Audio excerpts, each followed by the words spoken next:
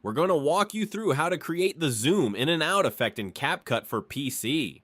If this tutorial helps you out, don't forget to hit the like button and subscribe to the channel.